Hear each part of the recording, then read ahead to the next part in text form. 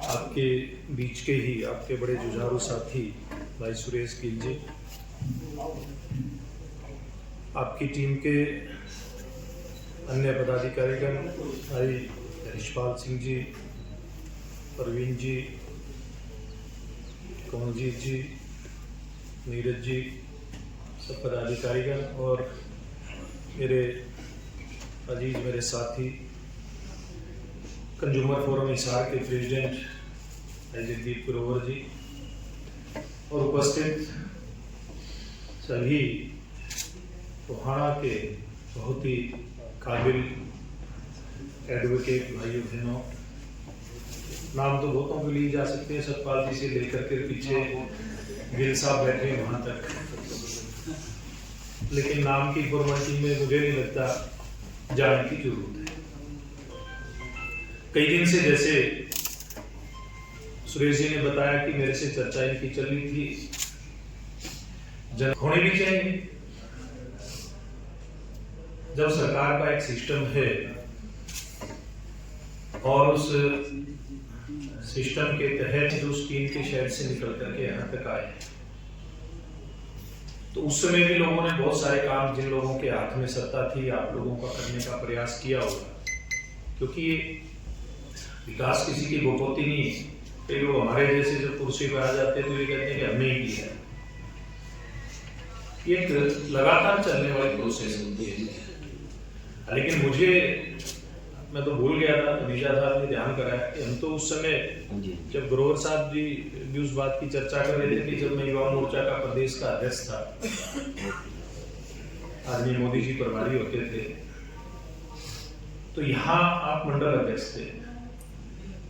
तो जो वृक्षारोपण की आपने त्रिवेणी की बात की है, केवल बाहर नहीं, बहुत सारे स्कूलों के अंदर और अपना जो लक्कड़ बाजार है, यहाँ लक्कड़ बाजार से और पूरे आगे तक और स्टेशन के ऊपर भी ये 2001 का वृक्षारोपण धमीजा साहब है। पूरे हरियाणा प्रदेश एक लगातार चलने वाले इस प्रकार के जो काम होते हैं, उसमें व्यक्ति को चाहे वो किसी भी पद के ऊपर है, उस समय तत्कालीन परिस्थितियों में जो उसकी जिम्मेवारी बनती है, सामाजिक कार्यकर्ता के नाते बनती है। आप नए एडवोकेट आते हैं, एकदम से तो कोई सारी चीजें सीखता नहीं है। नया एडवोकेट भी पुराने सीनियर के साथ उसके बस्ते के ऊपर बैठ करके कहीं कहीं कोई कह सीखता है। तो यानी कि व्यक्ति जब अपनी भूमिका को ठीक प्रकार से जगदीप ग्रोवर जी कर रहे थे, वो कर्म करता है, तो परिणाम तो उसका निश्चित ही आता है। जैसे आपने एक साथी ने गिनाया कि कितने हमारे बीच से आज जज के पद को सुशोभित कर रहे हैं एडवोकेट जो आपके बीच में। तो जब कुछ करेंगे तो कुछ उसका फल प्रतिफल भी मिलता ही है। मैं तो क्योंकि आप यहाँ टोहाना का बुद्धिजीवी वर्ग यहाँ पर बैठा है, इसमें शहरी क्षेत्र से आने वाले भी एडवोकेट हैं और ग्रामीण क्षेत्र से आने वाले भी एडवोकेट,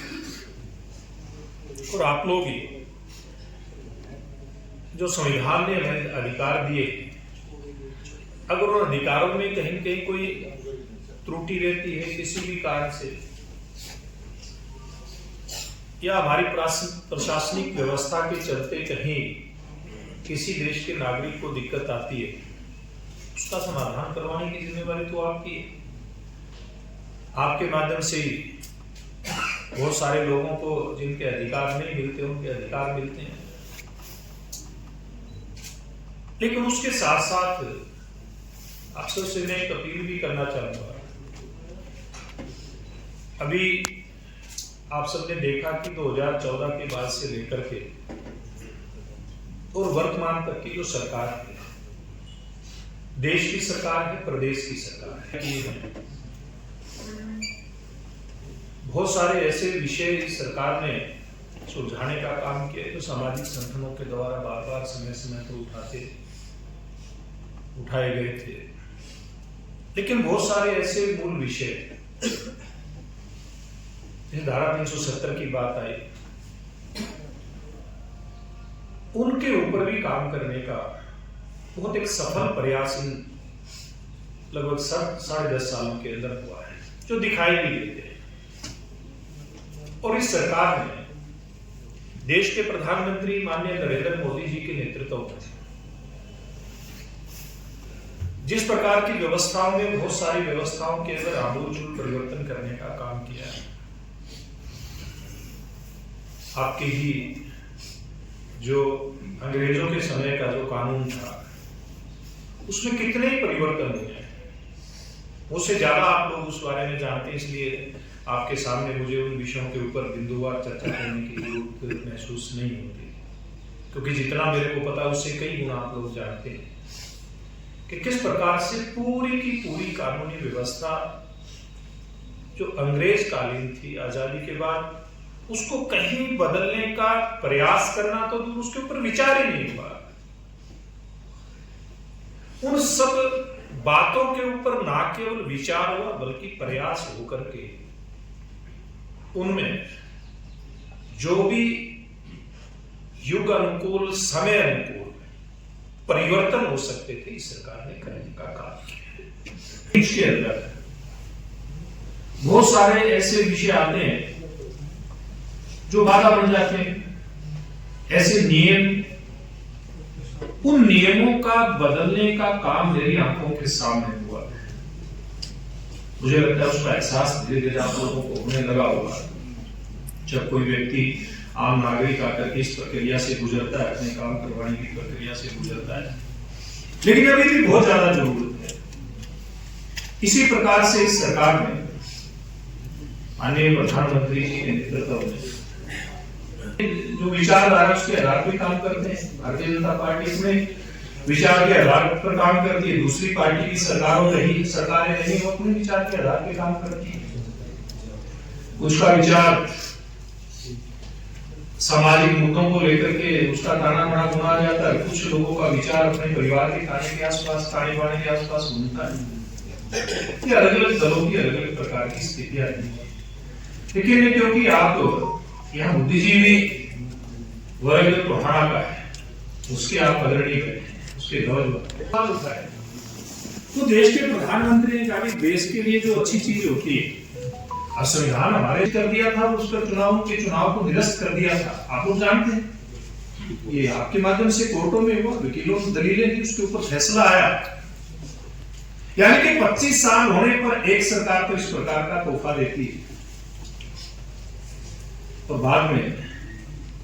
अटल बिहारी वाजपेयी जी के समय में 50 साल होते हैं। वो इस दिन को गौरव के रूप में किस प्रकार से देश के नागरिक याद करें, उस स्वरूप में इस विषय को हमारे सामने लेकर के आते हैं। और जब 75 वर्ष होते हैं तो देश के प्रधानमंत्री नरेंद्र मोदी जी चाहते कि एक एक विषय के ऊपर चर्चा हो देश के नागरिकों के बीच के अंदर। और वो चर्चा उन्होंने लोकसभा से शुरू की, राज्यसभा से शुरू होकर के वो चर्चाएं किसी रूप में, जैसे आज मेरे को मौका भाई सुरेश जी आपके माध्यम से मिला, मैं इसकी चर्चा कर रहा कि आप लोग भी तो हालांकि आप जागरूक नागरिक हैं, इस बात के ऊपर हम लोगों को चर्चा जरूर करनी चाहिए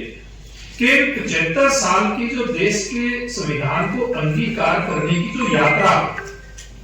उस यात्रा में किस किस समय पर किस किस प्रकार के पड़ाव आए, किस प्रकार से ऐसे बहुत सारे मौके हमारे सामने आए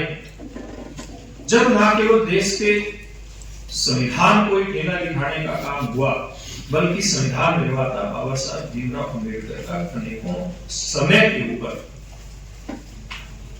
अपमान करने का काम भी हुआ। और किस प्रकार से वही सरकार है जिसके ऊपर इस प्रकार के आरोप लगते हैं, जिसने बाबा साहब अम्बेडकर की जन्मस्थली महू, वहां उस समय की भारतीय जनता पार्टी की सरकार ने वह स्मारक बनाने का काम किया। उसके बाद मोदी जी प्रधानमंत्री बने तो बाबा साहब, जहां मेरे को घर तलाक हुआ दिल्ली में, मेरा सौभाग्य है कि बाबा साहब का जहां बहुत बड़ा एक सभागार उनकी याद में बना है जनपद के ऊपर, बहुत बड़ी यादगार बाबा साहब की याद केंद्र अंतर्राष्ट्रीय स्तर की वहां पर इस सरकार ने बनाने का काम किया।